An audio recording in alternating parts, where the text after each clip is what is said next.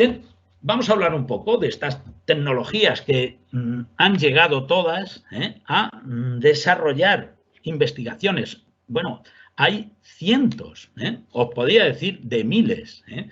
Me he dedicado a hablar un poquito solamente a exponeros concretamente las tecnologías que más o menos han tenido un poquito más interés.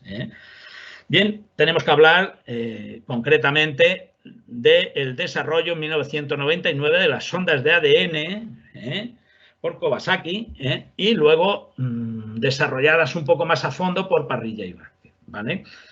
Otro punto interesante han sido los gradientes de albúmina. Nosotros empezamos a trabajar estos gradientes de albúmina y, bueno, pues hace ya muchos años. Y efectivamente también tienen un interés importante, ¿vale? Tener en cuenta que nos vamos a investigaciones del año 73 y 75, que era cuando verdaderamente se empezó a tener una inquietud por el desarrollo de estas tecnologías. Aparecieron concretamente los gradientes de Perkol, aunque ya se pusieron un poco... se pusieron un poquito por José Pian de Lima en el 2009 como metodologías viables, y la pongo ahí concretamente en la imagen marcada con rojo. ¿Por qué? Porque la tecnología que nosotros vamos a aplicar parte concretamente de estos trabajos, aunque a lo largo de todo el desarrollo iremos explicando en dónde hemos ido haciendo hincapié para poner esta tecnología a punto. ¿Vale? Aparecieron posteriormente las tecnologías de la fijación en gel de cefadés. Esto yo recuerdo en el año 75, que era el Nova+, y todo el mundo hablaba de las columnas de cefadés para separación de espermatozoides, sobre todo principalmente en las clínicas de humana. Posteriormente, fijaros, empezaron a aparecer, sobre todo por la extensión de la fecundación in vitro, empezaron a aparecer los procedimientos de Swinard, basados concretamente en una tecnología que luego hablaremos, que consiste en las diferencias de velocidad de migración, que luego hablaremos un poquito de ellas. Concretamente, en el año 87 aparece Johnson con lo denominado, o con la denominada la citometría de flujo, que se utilizó para separar los espermatozoides de acuerdo a la diferencia de contenido de ADN en la cabeza del espermatozoide y la diferencia que había entre los espermatozoides X e Y. Esta técnica fue la que empezó a revolucionar todo el mercado de la aparición de dosis seminales sesadas a nivel comercial, ¿vale? También apareció lo que es el sesado inmunológico, en el que se identificaron una serie de proteínas relacionadas con el sexo, detectando el antígeno HI en la membrana plasmática de los espermas que contenían el espermatozoide, el cromosoma Y. Y para eso utilizaban anticuerpos de tipo HI, ¿vale? Esto comenzó concretamente en el año 71, fue realizado también por una compañera, y ella concretamente cultivó espermatozoides conteniendo el cromosoma HI. Se realizaron muchos estudios, concretamente estudios electroforéticos, para identificar las diferencias de las proteínas de la membrana de los portadores del cromosoma X y del cromosoma Y. Hasta que ya en el año 99, concretamente, se desarrolló un método para llevar a cabo el sesado inmunológico de los espermatozoides, que hoy es una técnica que está en el mercado, a través de la identificación de proteínas específicas del sexo, que son proteínas denominadas proteínas SPP, ¿de acuerdo? Bien, fijaros que he hecho un pequeño resumen, pero no me queda más remedio que hablar de más cosas. ¿Por qué? Porque un sexaget no solamente consiste en que la cabeza del espermatozoide tiene mayor peso o menor peso. Ha habido muchos artículos, y voy a hablar de ellos ahora, que han podido desarrollar trabajos que son totalmente rebatibles por otros investigadores de una forma muy rápida. Por eso tenemos que hablar también, ¿existen diferencias desde el punto de vista físico-químico entre un espermatozoide X y un espermatozoide Y? Bueno, pues fijaros que hay trabajos que hablan de diferente sensibilidad al pH, ¿vale? Esta, concretamente, es un trabajo que se empezó a hacer muchos años atrás y fue una presentación muy curiosa porque Unterberger habló de que el fluido seminal muy alcalino favorecía la supervivencia de los espermatozoides portadores del cromosoma Y. Y cuando el medio vaginal era muy ácido, favorecía a los portadores del cromosoma X. Bien, pues esto era una creencia, concretamente, que se hicieron unas pruebas luego en los años 60, ¿vale? Y bueno, pues eran unas pruebas muy curiosas, ¿no? Porque, bueno, yo incluso puedo animar a que las hagáis, porque hay muchas veces que nosotros nos planteamos cuando vamos a tener la familia. Yo, por ejemplo, solo tengo 2 hijas, pero si hubiera querido tener un hijo, pues a lo mejor hubiera hecho la técnica que hacía esta gente, porque lo probaban en humana. Es decir, ellos hicieron un estudio relacionando el coito en las fases en que el pH de la vagina es más ácido. Por lo tanto, los portadores del cromosoma X sobrevivían y fecundaban el ovocito, ¿vale? Entonces, esta comparación entre el coito y la relación con la ovulación se podía mejorar aplicando una ducha a nivel vaginal con una solución ácida. Fijaros que utilizaban vinagre, es decir, ácido acético, o bien una solución alcalina, utilizando la soda, el carbonato sódico. Y así desviaban la proporción sexual a favor del sexo masculino o del sexo femenino, ¿vale? Bueno, yo, si fuera joven, no haría esta prueba, entre otras cosas, porque mi mujer me mandaría al garete, ¿no? Pero evidentemente sí que había, según estos estudios, un método que podía desviar la proporción sexual, ¿vale? Bien, otro punto interesante era o fue el estudio de las cargas eléctricas, ¿vale? ¿Qué significa esto del estudio de las cargas eléctricas? ¿Que los espermatozoides X y los espermatozoides Y tienen cargas diferentes? No, no es así. Los estudios desarrollados en esta época pudieron observar que normalmente los espermatozoides todos tienen una carga negativa, ¿vale? Lo único que ocurre que en las experiencias que se realizaban, los espermatozoides que tienen más cantidad de carga son precisamente los que dicen que su carga eléctrica tenía que ver con la superficie celular de la membrana del espermatozoide y concretamente los espermatozoides X, su carga era mayor. Por lo tanto, también se podía observar que donde se almacenaba una mayor concentración de carga negativa era concretamente en la cola. Por lo tanto, cuando se ponía un ánodo, los espermatozoides juntaban las colas y la mayor concentración era concretamente, estamos hablando de unas concentraciones muy pequeñas de carga eléctrica, ¿vale? Bueno, pues este análisis de la carga eléctrica, pues se estudió concretamente haciendo estudios electroforéticos de los cromosomas X y lo de Y.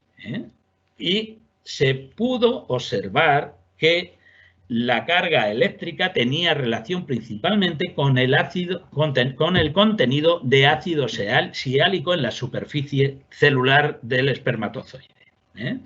Bueno, esto evidentemente en los años, estamos hablando de los años 80, dio mucho que hablar y se decidió por un grupo de investigadores, Ishijima en el 91, midieron el potencial de estos espermatozoides a nivel electroforético para hacer una separación espermática. ¿Cómo lo controlaban? Pues muy fácil, aplicando una coloración con quinacrina para determinar la concentración de los espermatozoides X observando el corpúsculo F, ¿vale? Bien, y pudieron observar que había separaciones entre el 80 y el 95%, ¿de acuerdo? Con cargas aproximadamente de 16 milivoltios, entre 16 y 20 milivoltios. Evidentemente, esto creó un clima a nivel del sistema científico que hubo muchos autores que empezaron a trabajar con ello, concretamente en el ganado bovino y otras especies. Y evidentemente aparecieron una serie de factores que a nosotros nos han servido también para desarrollar el control de nuestro sistema de filtros citocrómicos. Y es que esta carga variaba en función de la temperatura, en función del pH, es decir, que había otros factores que intervenían en estos cambios, ¿vale? Bien, con esto también se recuperaron poblaciones espermáticas de incluso al 80%, pero ojo, muy interesante que la recuperación espermática era entre el 50 y el 90%. Por lo tanto, aquí había algo ya muy curioso, y es que se recuperaban gran concentración de espermatozoides mótiles cesados, ¿vale? Pero ¿qué pasó? El siguiente paso era determinar la capacidad fecundante de los espermatozoides utilizándolos directamente a nivel de campo. Y este tema, concretamente, ahí falló un poco, ¿vale? Por lo que ahí parece que se quedó el tema un poco estancado. Bien. Otras diferencias, que luego se explicará Elisa a continuación, eran las diferencias morfológicas a nivel del núcleo y de la cabeza, ¿vale? Bueno, pues estas diferencias morfológicas, había autores que evidentemente hablaban de que existían. Sin embargo, con los métodos que se estaban utilizando concretamente en los años 70, incluso había autores que hablaban concretamente de análisis con una coloración de Fulgen y hablaban de que había un tamaño mayor con la cabeza ovalada y un tamaño menor con la cabeza redondeada.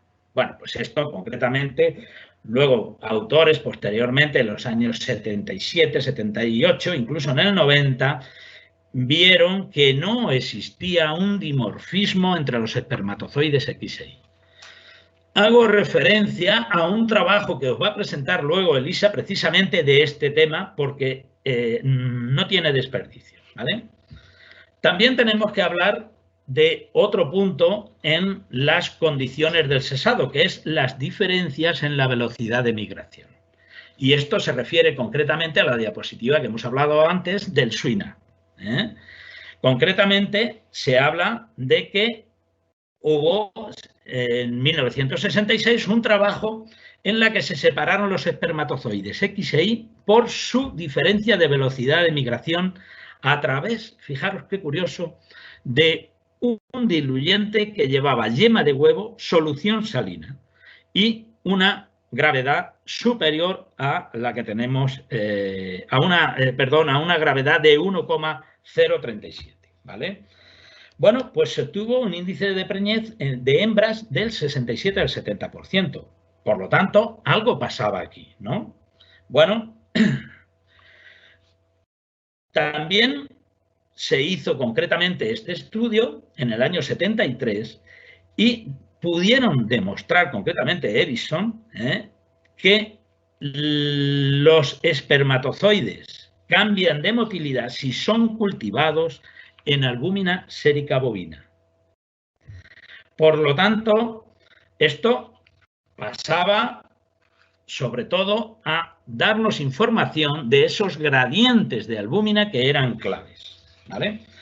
Bien, como os decía, luego aparecieron los trabajos que desarrollaban las diferencias en el contenido de ADN y que hablaban concretamente de que el cromosoma X era mayor que el Y debido a una mayor cantidad de cromatina heteróloga, ¿de acuerdo? Entonces, cuando se produce la división de la formación de los espermatozoides, el cromosoma X lleva idéntica relación de contenido de autosomas, pero no lleva idéntica del contenido de cromosomas sexuales. El X y el Y son diferentes. Puede haber hasta una diferencia del tamaño, no del tamaño, sino de la densidad del peso de la cabeza del espermatozoide de un 18% respecto al espermatozoide X con respecto al Y, ¿vale? Bien, pues por medio de citometría de flujo se empezaron a hacer los diferentes controles de cantidad de ADN y se vio que una de las diferencias más pequeñas que había era precisamente en la especie humana, que no llegaba ni al 3% de diferencia entre el espermatozoide X e Y. Sin embargo, la que se realizó los estudios en bovino estaban próximos y algunos sobrepasaban el 4%. ¿Vale? Bien, esta técnica se basó principalmente realizada por Johnson y colaboradores en utilizar la citometría de flujo mediante, previamente habiendo hecho una coloración con JOES 33342 y exposición a luz ultravioleta, ¿vale? Bien, esta tecnología hoy se ha desarrollado a nivel internacional y está patentada concretamente y se encuentra a disposición de aquellos ganaderos que pueden o quieren utilizarla, ¿vale? Bien, otra técnica que concretamente a nosotros, y ya para terminar quiero hacer hincapié, es la que hemos desarrollado nosotros hace unos años, ¿vale? En la que hemos estado trabajando desde el año 2004 hasta actualmente y que, ojo, todavía no hemos terminado. Seguimos trabajando en ello, ¿vale? Que son las diferencias en las densidades. Y esto está basado en la aplicación de métodos de centrifugación de espermatozoides. ¿Para qué? Para separar precisamente dos poblaciones espermáticas con diferencias en el peso del tamaño de la cabeza. ¿De acuerdo? Por lo tanto, sabemos que el cromosoma X contiene más cantidad de ADN y ya en 1982, en el ganado bovino, la diferencia del espermatozoide X con respecto a Y es de 7 por 10 elevado a 4 gramos por centímetro cúbico. Es decir, un porcentaje de diferencia de un 0,06% de densidad. ¿De acuerdo? Bien, ¿qué técnicas se empleaban para estos sistemas de diferencias de densidad? Pues la primera que se empezó a utilizar fue la del Ficol y la del mitrizoato de sodio, ¿vale? Es decir, que estos son los principalmente denominados lo que hemos dicho ahí al principio en lo que se refiere a las diferencias del PERCOL, ¿vale? Bien. Esto se fue haciendo con centrifugación para separar espermatozoides X e Y. Fueron muchos los autores que desarrollaron esta tecnología y, bueno, pues se obtuvieron resultados muy interesantes en los que nosotros hemos trabajado durante, como digo, estos años y que hemos intentado mejorar aplicando otras tecnologías que hemos desarrollado, que hemos hablado anteriormente y os he dicho que hacía hincapié en ello. Concretamente, incluso en Japón, los medios de separación por percol se hicieron en diferentes soluciones y se obtuvieron con unas centrifugaciones que oscilan entre los 120 y 150 Gs durante 20 hasta 30 minutos y pudieron observar separaciones de poblaciones espermáticas con X y de ahí por encima del 75%. ¿Vale? Bien, pues fijaros que las máximas centrifugaciones que se han utilizado han sido a partir de 250 Gs durante 30 minutos y concretamente, fijaros, ya en el año 91 se desarrollaron concretamente porcentajes del 75% en el ganado vacuno con gradientes muy pequeños, de 0,6 mililitros. Esta tecnología también se empezó a utilizar concretamente para la producción de embriones y observar los diferentes porcentajes de estas aplicaciones concretamente. Y os fijaros ya, para pasar a Elisa ya en su trabajo, que hay una cosa que siempre dijo uno de, como os digo, de los que yo siempre me he remitido y que he seguido todos sus trabajos de investigación, que es el profesor Gustavo Adolfo Palma, y es que dejó una cosa muy clara en su libro, y es que todos los trabajos que se realizaran para el sexaje seminal eran trabajos que había que desarrollar hasta el final para determinar que su aplicación puede ser perfectamente comercial y precisamente esta en concreto que estamos hablando, él tenía mucha fe en que se desarrollara y me alegro de haber sido una de las personas que ha formado parte en este proceso.